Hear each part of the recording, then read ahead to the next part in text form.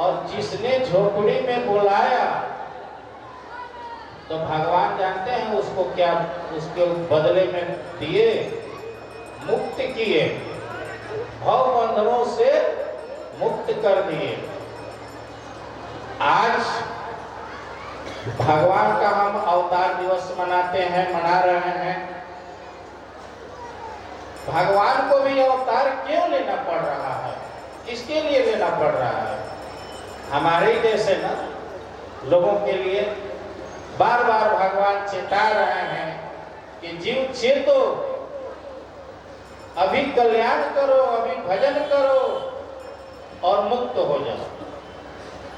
यहाँ से 120 किलोमीटर काशी है, बाबा भोलेनाथ का नगरी है, और उस काशी नगरी में भी एक मुक्ति धाम भी है। काशी नगरी में मुक्ति धाम भी है। और अभी हम जहाँ बैठे हैं ये परमपुरी धाम है।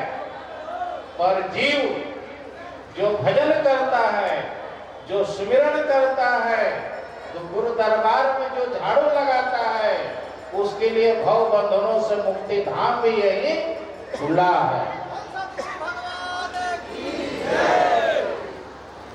ये भव बंधनों से मुक्त करने के लिए परमपुरी धाम, भी मुक्त करने के लिए ये धाम लगा।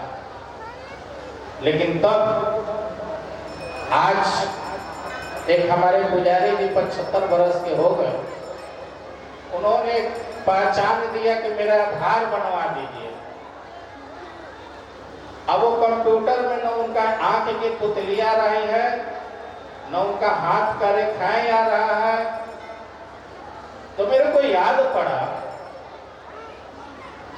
कि वही स्थिति हमारी भी है।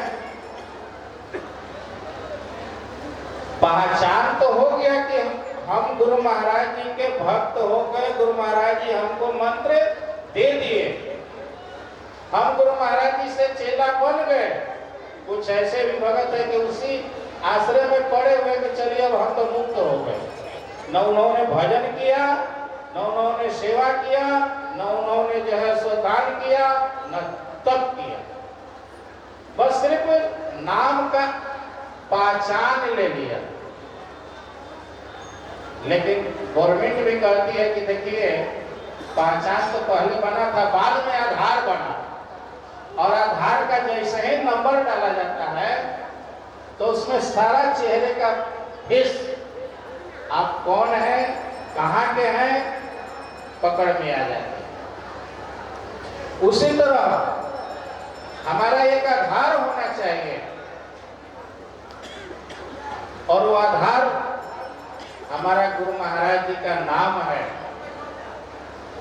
और जो जीव जितना नाम जपता है, नाम का जिसका आधार है, जिसकी नाम की कमाई का आधार है, जिसका सेवा की कमाई का आधार है, अगर नाम न भी हो तो सेवा का भी आधार हो तो भी गुरु महाराज जी कल्याण कर देते हैं। ऐसे कि एक बार इसी परमपुरी में गुरु महाराज जी स्नान ध्यान कर करके बैठे हुए थे, माला जप रहे थे।